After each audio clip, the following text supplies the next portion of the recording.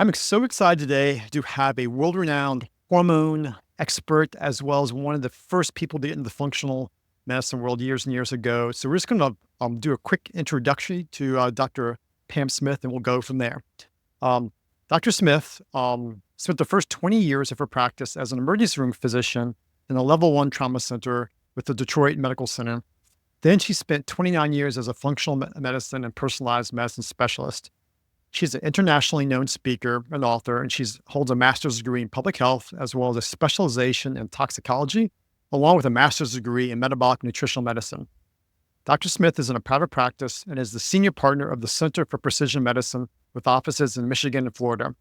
She has been featured on CNN, PBS, and many other television networks, has been interviewed in numerous consumer magazines, has been hosted and has a host of 2 of her own radio shows. Dr. Smith has one of the featured positions in the PBS series, The Embrace of Aging, as well as an online medical series, Awakening from Alzheimer's and Regain Your Brain. Dr. Smith is co-director for the Personalized Medicine certification at the Morsani College of Medicine at the University of South Florida. She's an author of 14 best-selling books. Her book, What You Must Know About Hormones, second edition, was actually released in 2022, and her book, Maximize Your Male Hormones, was released 2023. Her book, What You Must Know About Thyroid Disorder, second edition, was released last year. And her newest book, How to Prevent Breast Cancer Before and After, is due out this fall. So look out for that. I'm kind of excited about that one coming out here. She has newly been appointed as the Chief Growth Officer and Chief Educational Officer at MD Lifespan, a cutting-edge medical practice with offices around the country and specializes in the removal of toxins in the body. Dr. Smith, welcome. Well, I'm very, very happy to be here. Thank you. Yeah, I've been following you, listening to you, whether it was my training, I started the IFM and A4M, and now I'm actually doing the Personalized Medicine Fellowship at USF. So super excited to have you here to talk about all things hormone. But before we dive into that, you had a super impressive resume, 14 books. Would you just tell a little bit about how does, it's really interesting. Dr. Jinsky, he works in the practice with me, is I call it a rehabilitating emergency room physician. So how do you go from an ER physician to personalized medicine? Like, what's that transition? Can you walk us through a little bit of your history so we can understand a little better kind of where you're coming from? Absolutely. Honestly, I was very, very happy being an ER physician at Detroit Receiving. I got to work for Dr. Ronald Crome. Most people do not know that the specialty of emergency medicine actually started in Detroit. And so I got to work for Ron Crome himself, the father of emergency medicine. I thought I would never leave until one day I could not sleep. I literally went to 11 doctors and none of them could help me. They all take a sleeping pill. I went to a conference and there I was. Second seminar, second slide. Women without progesterone frequently have insomnia. I did the first saliva test in the Midwest 35 years ago, started on progesterone, slept like a baby. And then I realized I loved emergency medicine, but I had another calling. And it had to do with looking at the cause of the problem and not just treating symptoms, which is why I love personalized medicine. You get to look at the cause. Gotcha. And so one of the things I want to talk about briefly is the concept, and what you're known as an expert in is hormones and all things hormones related. And I feel like in my practice, a lot of people will come in and they come in with that goal, like, I want you to fix my hormones, but they don't, respect the process. I get there's actually a hierarchy called the hormonal hierarchy. Would you walk us through that? Because I feel like a lot of people, even now after years and years and years, just don't quite understand the hormonal hierarchy and how, your adrenals and thyroid and insulin play in with gut health. And then the icing on the cake, so to speak, which you need that icing, right, are the sex hormones. Could you walk us through that? Certainly. And thank you for pointing out that people really need to look at the entire hierarchy because it's not just about one thing. So the conductor of the hormonal symphony is thyroid. And thyroid has to be perfect. It has to be optimal and not just normal in order for the patient to be healthy, stay healthy, and also have the rest of the hormones functioning optimally as well. The steroidogenic pathway, which is what this pathway is called, that looks at the sex hormones, starts with the hormone that is hard to say and hard to spell. It is called pregnenolone. So for those of you out there who've never heard of this, it is your hormone of memory. It's Pregnenolone. So Pregnenolone, pregnenolone. It is literally your hormone of memory. It is made from cholesterol. And a lot of times cardiologists forget this. In order to make pregnenolone, you have to have enough cholesterol. So your total cholesterol on the blood does have to be 140 to make pregnenolone to make the other hormones. So pregnenolone does make estrogens, progesterone, testosterone, DHEA, the stress hormone cortisol for both men and women. But again, is it good to have a total cholesterol of 104? Not really. It needs to be 140 to make the rest of these hormones too. So it's not just about the heart, it is about the whole body. Gotcha. Now with you said the thyroid needs to be like spot on. Could you tell us what those numbers are for, like, what would you look at? Are you looking at just TSH and T4? Are you looking at, other labs? And if so, what do you consider an optimal range with those? Great question. We look at TSH, which is really not thyroid hormone. It stands for thyroid stimulating hormone, the hormone that stimulates your thyroid hormones to be produced. And perfect is the lowest limit of normal at the lab, something in the range of 0.35 up to 2, unless you're above the age of 75, and then we go up to 2.5. That's the perfect range. Otherwise, some labs say that it can go up to 4, it can go up to 4.5, or even 5. If you go up that high, then usually your memory's not rapid fire, you don't have a lot of energy. You do have symptoms of low thyroid function called hypothyroidism. Then we measure free T3 and free T4, which are the two thyroid hormones themselves. We also measure reverse T3, which tells us if thyroid is getting into the cell and available for the body to use, and then thyroid antibodies to see if the thyroid is producing antibodies against itself.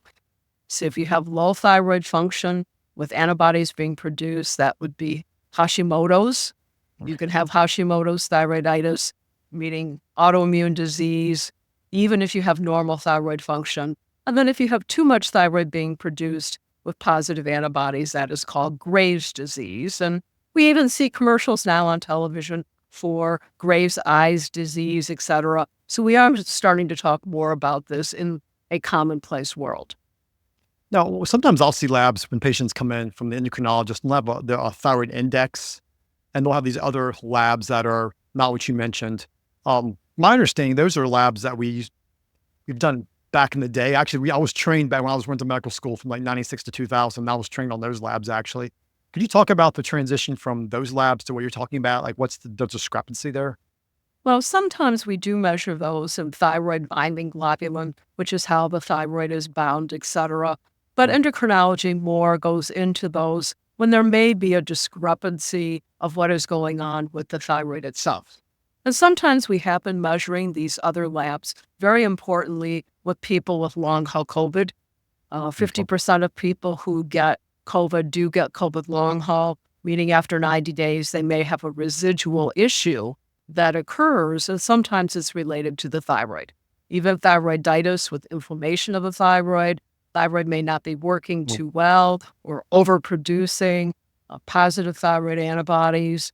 So those, sometimes we get into those extra tests when we have another diagnosis like long haul COVID. Okay. And you tend to see, like in long COVID or similar fatigue analysis, do you tend to see like elevations in reverse T3 in those patients as a marker for mitochondrial function issues?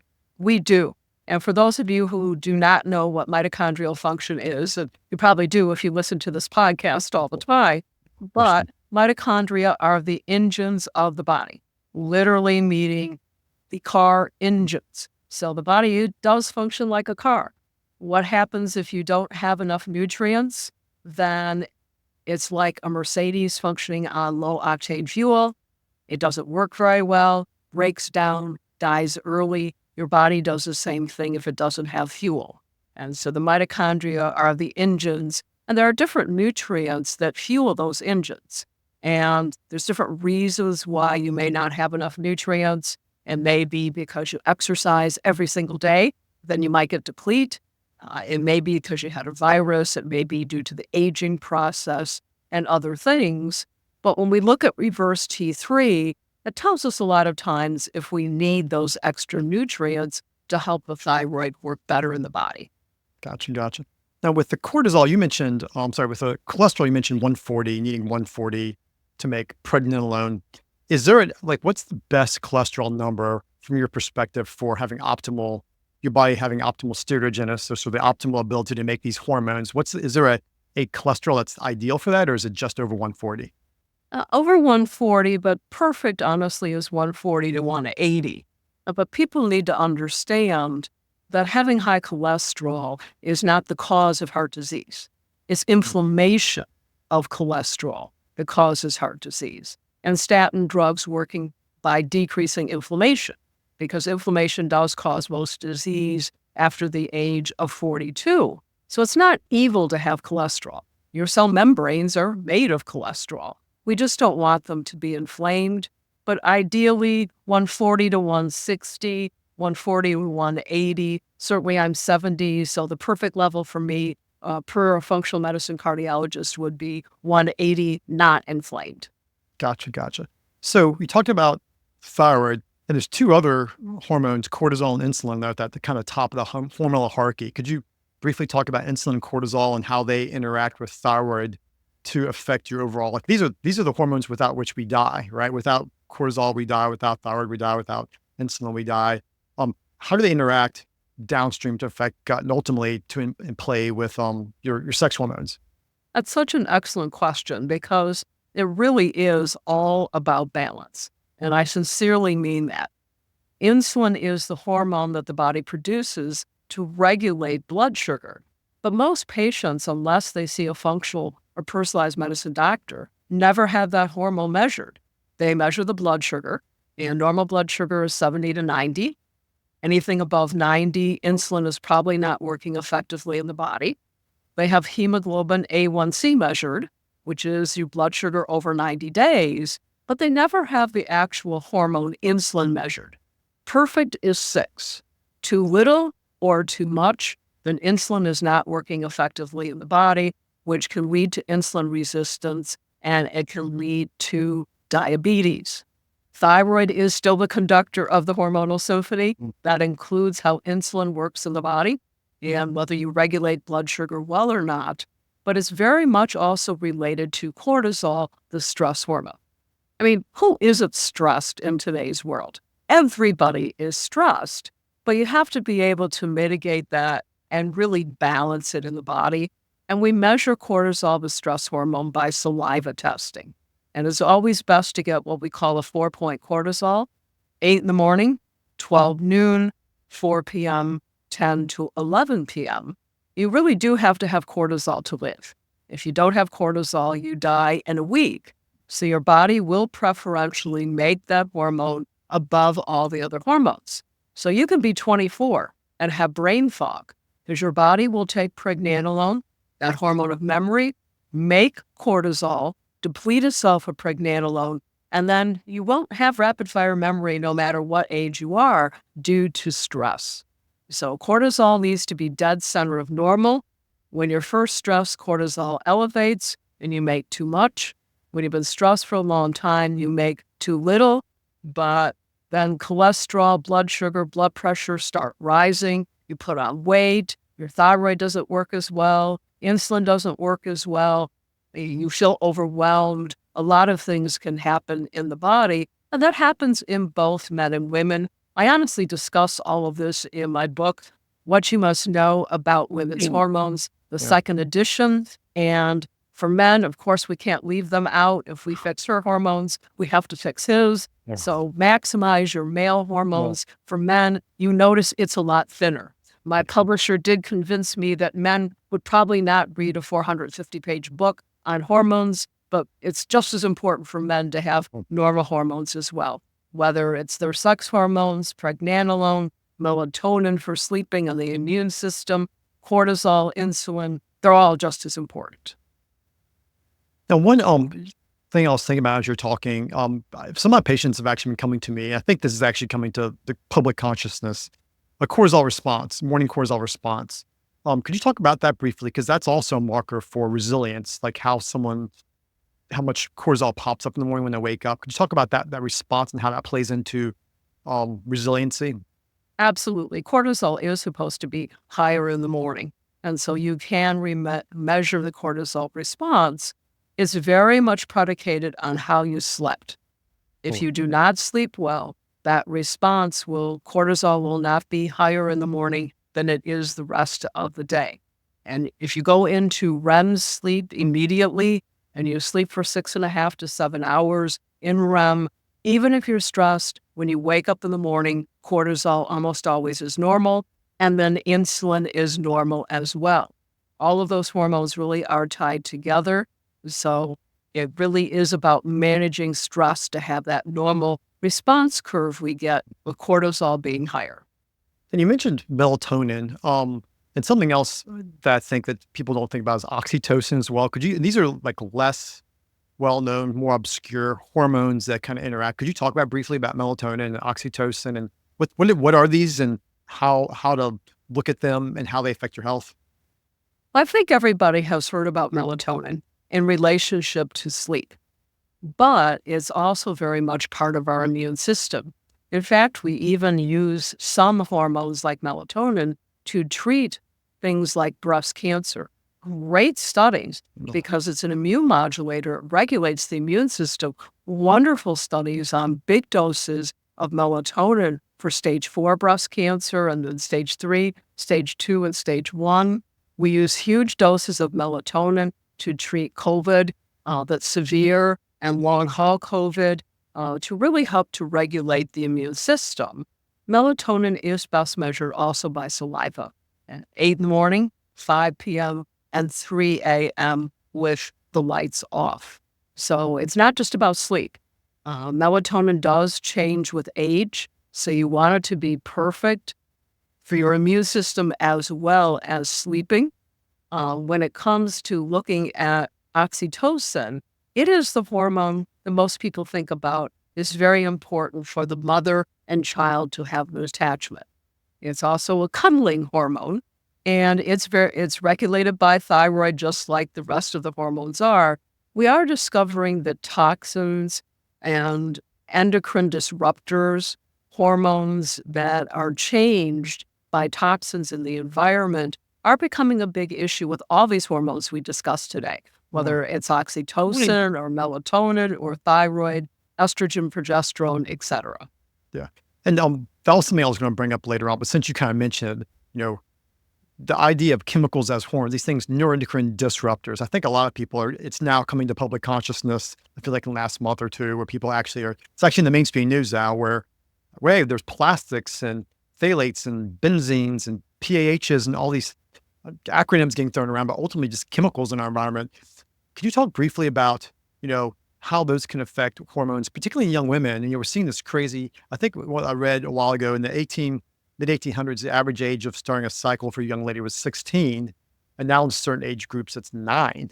Like, could you talk about the whole idea of neuroendocrine disruptors? And I don't want to open up too big of a bag of worms, but I feel like this is something that people are now starting to ask about and starting to come to finally to public consciousness. It is. And let's just stick with one BPA, which is an endocrine disruptor, so we keep it simple. But there are thousands and thousands of chemicals that are toxins to the body. But a very common one is BPAs, which is an estrogen-like chemical. So it can actually raise estrogen in the body and undesirous forms of estrogen. If you have high BPAs, which is best measured by urine, if you have a high BPA level, then it can increase your risk of heart disease by causing plaquing in the vessels of your heart. It can cause you to have cognitive decline. When you're a young woman, if you have BPAs in the system, some of the newer science is showing that it goes through the breast milk, it goes through the placenta, and may increase the risk of ADD, ADHD, autism. It definitely increases the risk of different autoimmune diseases. They're looking at a number of them. When I was in med school, there was only 27 autoimmune diseases. There's now 108. So all of that has changed. And PCOS, polycystic ovarian disease, is an autoimmune disease. So I'd like to spend a second talking about that, if that's okay. Absolutely. I was going to ask you, so please. So PCOS, polycystic ovarian syndrome, used to be called Stein-Leventhal. And I was told in medical school I would see 4 cases in my whole life. I see 10 cases a week. It is one of the most common endocrine disorders, meaning the hormones are disrupted. And this occurs in young women. We can diagnose this at the age of 16, 18, etc. And the hormones are best measured by saliva. And the hormones jump up and down in younger women. So we like to do a 28-day saliva test or measure the hormones on day 4, 14, and 21 of the cycle, with day 1 being the first day a woman starts bleeding. With PCOS, she ends up with high testosterone, commonly low progesterone, sometimes high estrogen. And then her cycles are not regular. She may not even cycle at all. She has a major increased risk in infertility. She has what we call hirsutism, meaning that she may have some facial hair, some hair in places that she doesn't want. It increases her risk of breast cancer, uterine cancer, ovarian cancer, meaning cancer of the ovary. She becomes inflamed when she has PCOS. She has an increased risk in insulin resistance and diabetes. The great news is we can change all of this. We can take a patient who's 20 years of age, diagnose PCOS, and by salivary testing and looking at an ultrasound of the ovaries, and we can actually change the course so she can get pregnant. So she does have a normal risk of having diseases like cancer and heart disease, etc. So the good news is we now can diagnose it and treat it effectively in the body. Now, it's really interesting with PCOS and everything you've mentioned before, because we haven't even talked about estrogen or sex hormones yet. The next part of this hormonal hierarchy is your gut.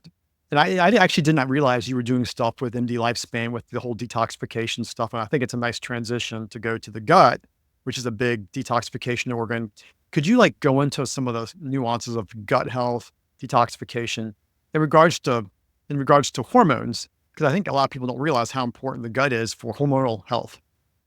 In order to be healthy, your hormones have to be balanced, but equally important, your gut has to be healthy. And that doesn't mean, you don't have reflux, GERD, diarrhea, constipation, IBS, etc. People think if I don't have any of those things, then I don't have a gut problem. Totally untrue. So let's take an idea of acne. That is commonly either high testosterone and or a problem with your gut. Eczema. There's a lot of different diseases that are related to gut health. In fact, all autoimmune diseases, every single one of them, are tied to your gut not being healthy. So it's really important that everybody have a gut health test because 70% of your immune system is in your gut. 90% of serotonin, your happy neurotransmitter, is made in your gut. Your B12 is made in your gut. Many of your hormones are processed in your gut, as are many other things in your body. So if your gut's not healthy, you're really not healthy. In relationship to cortisol and thyroid, if those hormones are not normal, then your gut becomes unhealthy. If that happens long term, you get what is called leaky gut syndrome. And when you have leaky gut, the membrane that you have in the body does not keep bad things out. Your membrane that's there is supposed to be what we call semi-permeable, meaning that good things stay in, bad things stay out. When that semi-permeability changes, then you can even get your medications twice. So we want that gut to be really, really healthy. So I always tell people, all my patients take 3 things, and then we go from there. They all take a probiotic for a healthy gut. They all take good quality fish oil to decrease inflammation in the body, and they all take a multivitamin, because even if you eat really healthy, it's hard to eat everything you need in a day. Yeah. The gut health, could we take a little dive into the microbiome aspect of that? Because the way that plays with detoxification, if your gut is healthy, your it's really, I was reading this interesting. This is a while ago talking about half of all pharmaceuticals are actually detoxified of a bacteria in your gut. And there's one of those advanced tests was actually a thing called like beta glucuronase level, which is actually measuring for a byproduct of a bacteria that actually affects estrogen levels. So could you talk a little bit about the actual bacteria proper, not just, the big concept, but what lives in your GI tract, how that affects these things, and then how do you ultimately impact what lives in your gut? First of all, people need to look at the idea. Is it important to see a gastroenterologist if you have a gut problem? Yes. You may need scoping, and there's a total place for what you may call traditional medicine. But from a functional to personalized medicine approach, what we're talking about when we say a gut health test, it is a stool test.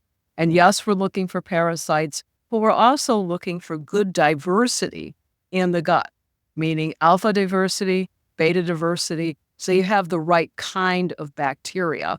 One of the bacteria we've been talking a lot about is Akkermansia, and they're talking about that because you need that bacteria in order to lose weight. It is a very important bacteria. We also have what's called the estrobolome, the relationship of estrogen and other hormones and what goes on in the gut. It is an intimate relationship. So it's very hard to have your female or male hormones to be balanced without your gut also being healthy. Yeah. And so let's talk about the icing on the cake, which is sex hormones, estrogen, progesterone, testosterone. Finally, after all that, we've talked about people usually come in, right? They come in for their bioidentical hormones or their testosterone pellets or shots or whatever. So let's talk a little bit about that, about balancing the hormones. What does that mean? Because I think a lot of people means you just need more of something, like I need more testosterone, but they don't really talk about actually, you know, you can have lower levels of hormones that are balanced and be way better off than someone who has high levels that are imbalanced. So could you talk about some of the nuances of these hormones and what balancing actually means? Perfect. Let's discuss women first, because women are more complicated creatures. I think everybody would agree with that. So women make three estrogens: E1 estrone, E2 estradiol, and E3 estriol. Or you can just call them E1, E2, and E3. E3 is the one that, as we age, if we get more of, increases our risk of breast cancer. E2 is the 400 functions in the body. Yes, estrogen does have 400 functions for women. It's taste, touch, smell, hearing, skin tone. It lowers cholesterol, blood sugar, blood pressure. It literally is your memory. It's related to the gut and so much more in the body. So that's estradiol, the E2. E3 estriol for tri. That one is the one that it helps with bone structure, prevention of heart disease, but very importantly, helps prevent breast cancer. And a lot of people think this is new information. The first article came out on estriol in JAMA 100 years ago. So we have known about this hormone for a long time. So as we age, if your estrogen gets low, then you're a candidate for natural hormones. We only use natural hormones in the body, meaning the same chemical structure that God gave you to begin with. We always use E2 and E3 and put it on the skin. And we do a saliva testing to determine the amount that you need. If you're seeing a practitioner for hormones right now and you're not having salivary testing, then you're probably seeing a practitioner that was not trained in this field. It's not just a weekend course. Both of us have done extensive work in this area where we have taken multiple courses and really gotten certifications and even master's degrees in this field. But an easy way to determine if you've seen someone who's really trained in this field is, are you having a saliva test to determine your hormone levels and your subsequent doses of hormones that you may need? So estrogen is very, a very important hormone, 400 functions in the body. But it does have to balance with progesterone. Even if you had a hysterectomy, you still need progesterone for balance. And symptoms of progesterone loss are anxiety, irritability, insomnia, mood swings, depression, heart racing, bladder problems, gut disturbances, and more. If you get too much progesterone, because the person you're seeing doesn't do saliva testing and they prescribe too much, you can get those same symptoms from too much. You can get the anxiety, irritability, and weight gain. And then testosterone is really important for women. PCOS is a high testosterone state. So high testosterone increases the risk of heart disease and drives up your blood sugar. So we don't want to leave it high. We want to make sure you're not prescribed too much either. About 40 to 50% of women never lose testosterone in their life. At 70, I haven't lost testosterone, so I don't use testosterone. I probably will never need it if I haven't lost it by this age.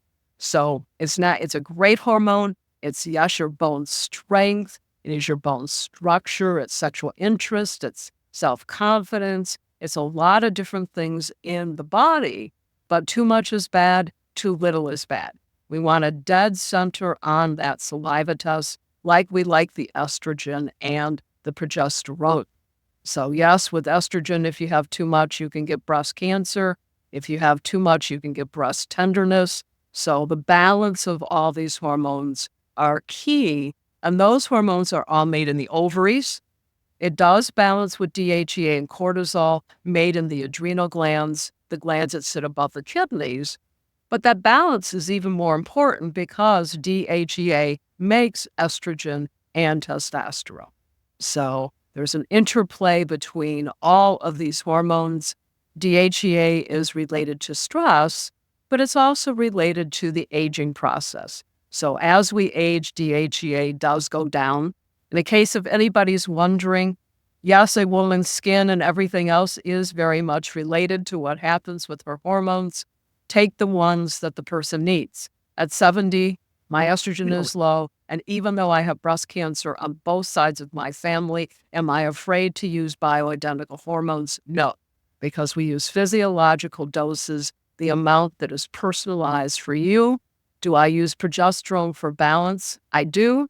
You just heard me say I don't need testosterone. I don't use it.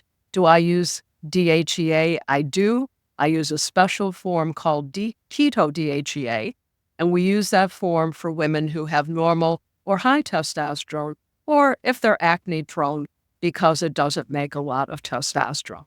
And then it does balance our stress hormone cortisol. Again, all of those are made from pregnenolone. That's the only one that is a blood study. I personally don't take pregnenolone. Mine is still normal. Some people have abnormal pregnenolone at 45. Mine is still fine, so don't need that hormone. So that's kind of the down and dirty for women perimenopausally and menopausally. PMS, PCOS, PMDD, all these terms you hear, endometriosis, a lot of fibroids tend to be low progesterone states. So you can have low progesterone at any age. Infertility is a low progesterone state. So it's important at any age that you have normal hormones. In fact, this great study came out last year showing the following. If you cycle every single week when you're not pregnant, and your cycles are about 28 days apart, if you cycle all the time and you have normal progesterone, no matter your family history, doesn't matter if you have breast cancer or not, just cycling and have normal progesterone throughout your life, you have an 88% reduction in ever getting breast cancer. So really important to look at those hormones, whether you're 17 or 88 years of age, your hormones need to be balanced for women. How about men? Do men make estrogen? They do. They have to have estrogen for bone structure and memory. Too much estrogen, it increases their risk of heart disease and prostate cancer. So we do salivary testing in men as well. We look at their 3 estrogens.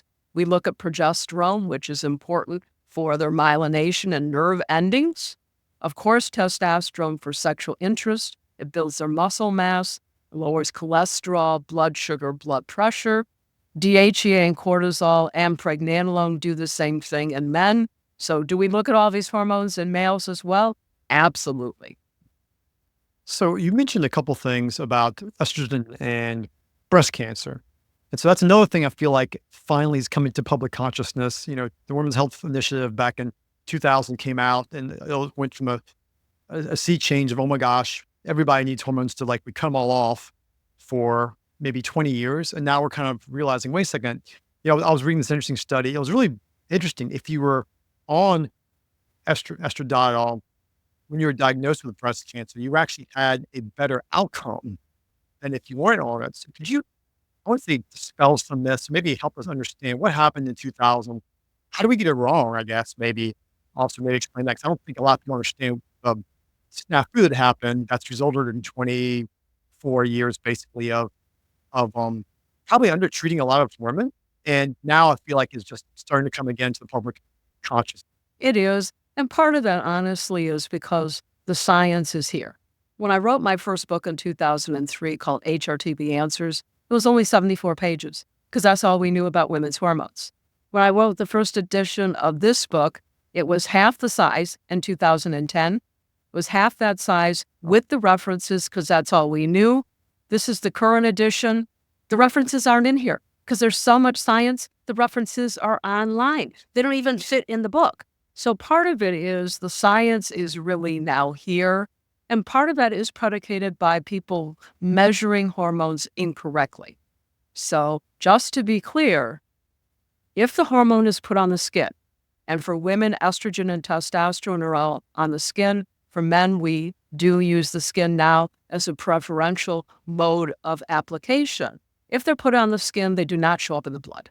So please, make sure that your prescriber is not using blood studies for any hormones that are put on the skin. People didn't know that for a long time, so that was part of the issue.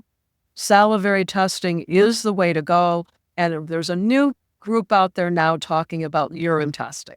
Is it important to look in urine testing? It is. You need to look at the breakdown of the hormones. Both men and women break down estrogen into 2, 4, and 16 hydroxyestrogen. The 2, I lovingly call the good one. That's the one you want most of.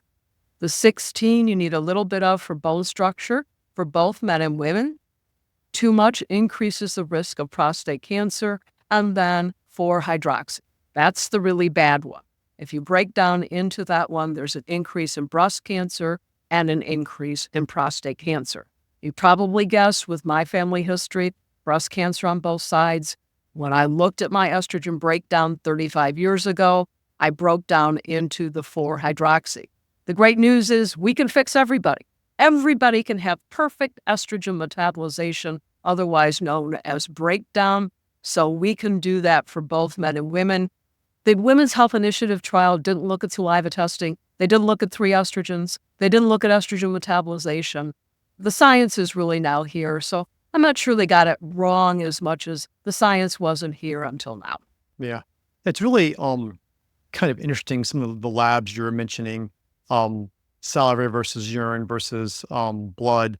I feel like, everything comes in waves, right? There's sometimes where, for example, right now, I feel like urinary testing is really picking up as far as popularity.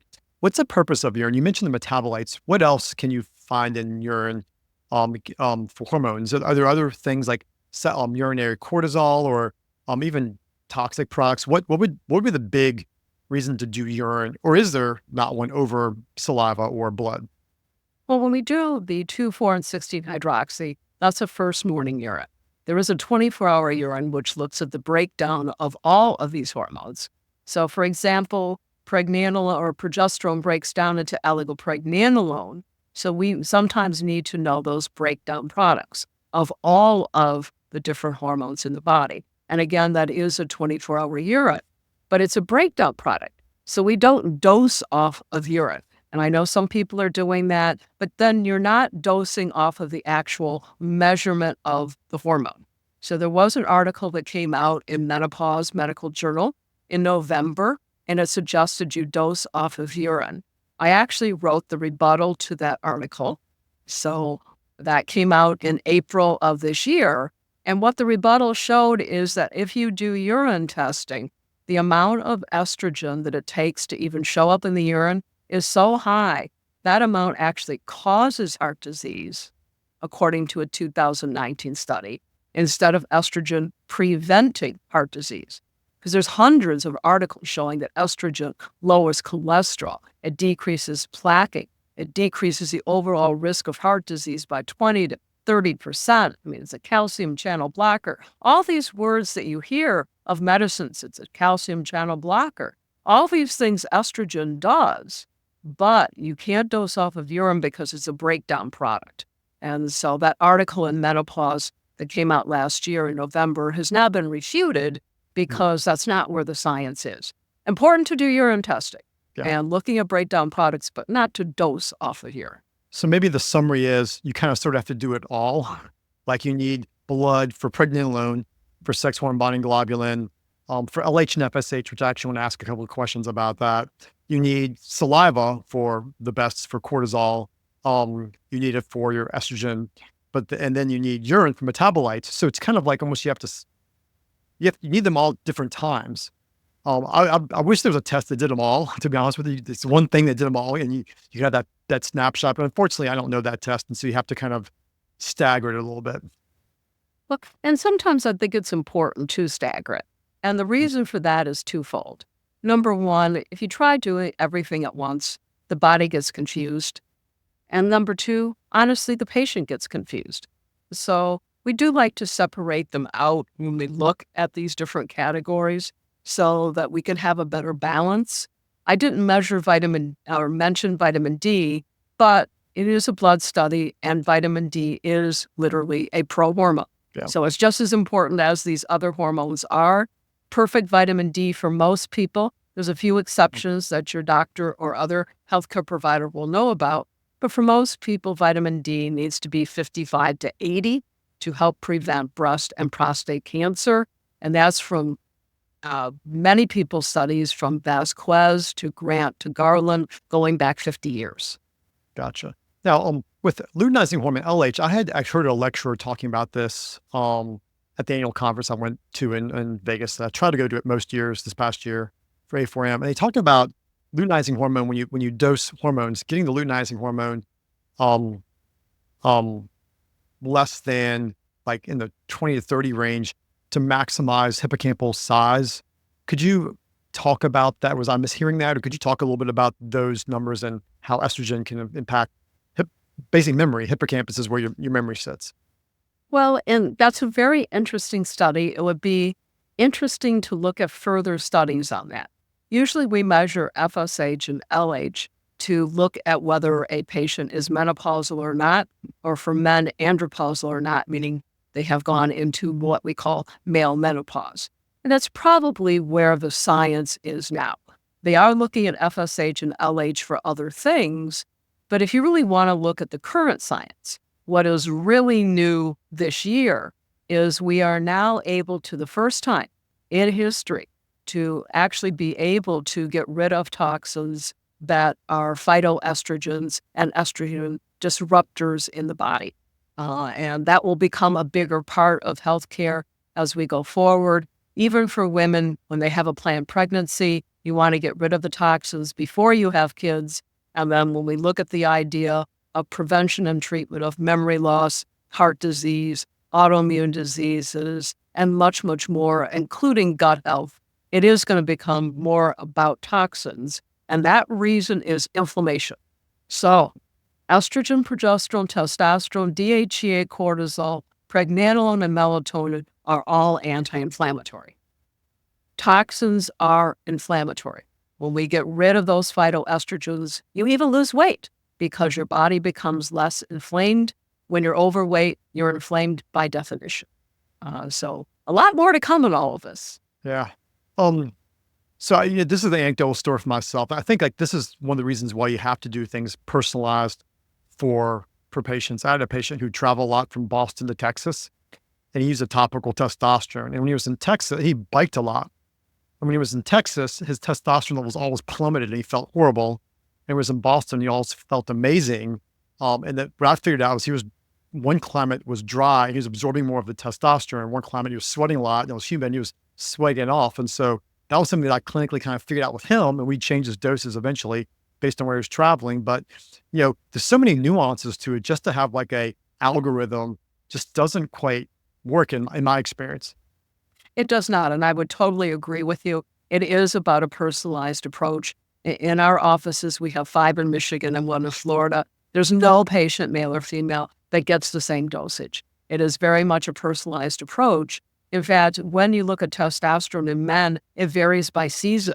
So in the summer and in the fall, the testosterone tends to be a little higher, and then it goes down in the other 2 times of the year. So it's not just location and whether you're perspiring or not, it's even the time of the year as to when Wow, testosterone would be up or down in men. that's interesting. Cool. All right. So I want to do that. I feel like we kind of went through the hormonal hierarchy. And so the next thing I want to do is like ask you some questions because you've written, 14 books. Um, I wanted to talk about actually, let's just hold off on that real quick. I'm really intrigued by some of this toxicity stuff because you'd mentioned this. I saw you in person, maybe 6 or 8 weeks ago here in Richmond. I forget how long ago that was. And we talked about detoxification. Can you talk about detoxification a little bit? Because I feel like that's something that when I have patients come to me from hormone experts or other, there's other functional people in my local area that do hormones and they all do blood and they do pellets. They don't do metabolites. So, could you talk a little bit about like detoxification? Because that's another thing I feel like people just don't, even functionally trained people aren't really looking at detoxification as a part of someone's hormone balance. Absolutely. And I'm not anti anything. I don't do pellet therapy because, in all honesty, I've never had to.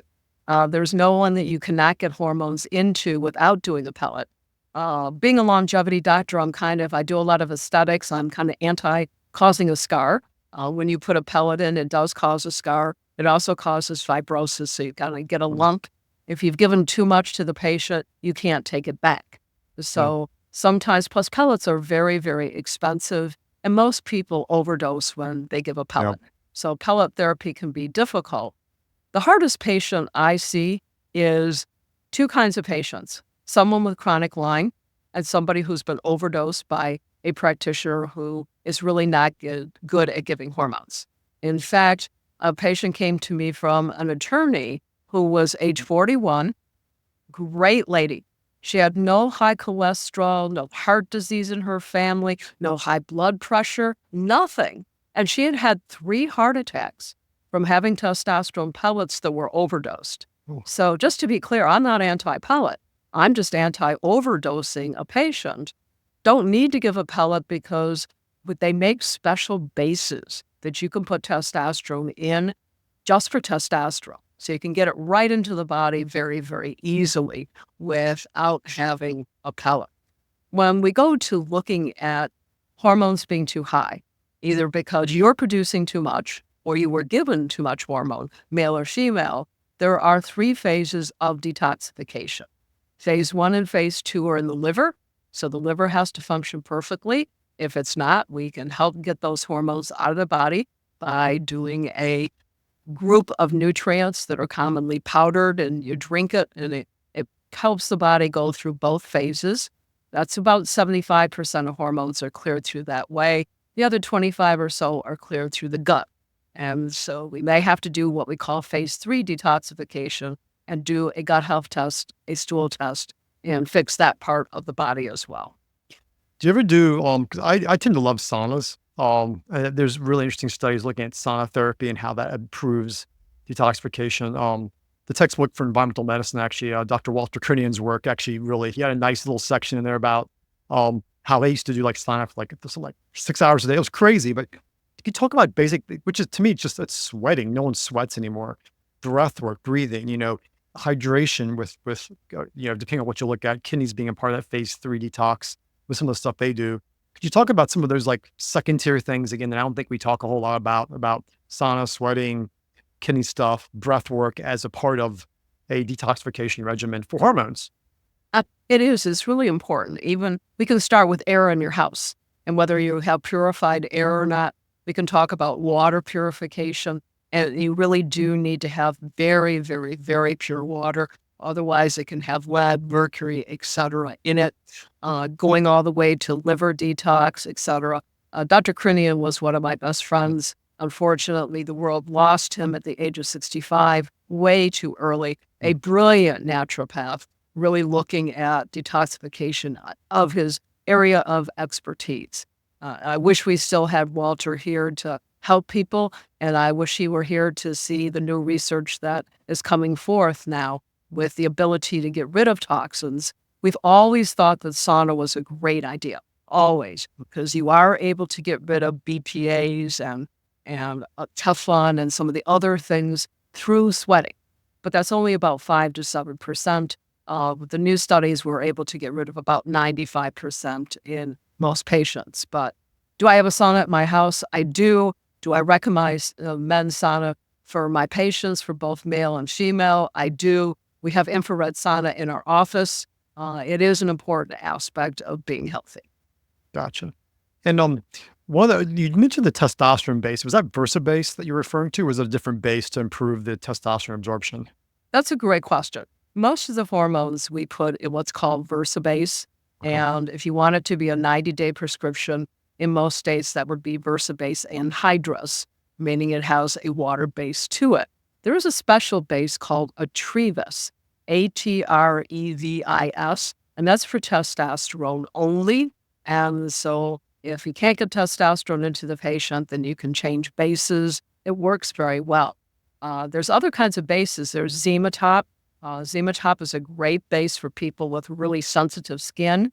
So if you tend to be sensitive to soaps and perfumes, we can put it in Zematop. And then when we talk about mucous membranes, whether it's your mouth or the vaginal area, those are both mucous membranes. There's a special base even for that called Mucilax, and we can use that as well. So there's compounding pharmacies have great bases to help practitioners get hormones and other things into the body. Yeah. That's good information. I want to make a transition now to go through a couple of your books real quick. I don't want to take too much of your time up. I really want to ask you some questions, maybe being a little selfish a little bit. One of your books was Why You Can't Lose Weight, Why It's So Hard to Shed Pounds, and What You Can Do About It. And I have with hormones, women come in, I'll be working with the hormones, and it's just this interesting phenomenon where you'll give them a little bit of estrogen, testosterone, and all of a sudden the breast gets super tender, they feel awful, they get acne, and you're like just tiptoeing around that. Could you walk us through some of the complexities of hormones and weight, and particularly in women? Absolutely. If you get too much estrogen, you gain weight. If you get too much progesterone, you gain weight because insulin does not work effectively in the body. If you have too much testosterone, you gain weight. If you have too much DHEA, too high or too low cortisol, you gain weight. So all of those are very much tied into what people weigh. Toxins are related to weight as well. We have the new drugs out, the GLP-1s, which do help a lot of people work through the weight issue. Unfortunately, most people, if they are put on a GLP-1, commonly have to stay on one for the remainder of their life to have the weight that they need to be. You do have to eat right. The bane of my existence, honestly, everybody, is chocolate. I do love chocolate. I still eat chocolate. I try not to eat as much. It's hard for me. That's hard. I don't drink any alcohol because alcohol increases your risk of breast cancer if you have it on both sides of your family. Everybody else, moderation is the key to health. But when it comes to chocolate, that's a hard one. We all have one of those in our life that I think can be difficult, but that's not the whole weight issue. I mean, if you're just plain old stressed and you don't work by taking a multivitamin and adaptogenic herbs like ashwagandha, ginseng, rhodiola, doing stress reduction techniques with prayer, meditation, tai chi, yoga, qigong, exercise, massage, breathing techniques, acupuncture, acupressure. If you don't work on cortisol, it doesn't matter what else you do, you probably are not going to lose weight and, just as importantly, keep it off.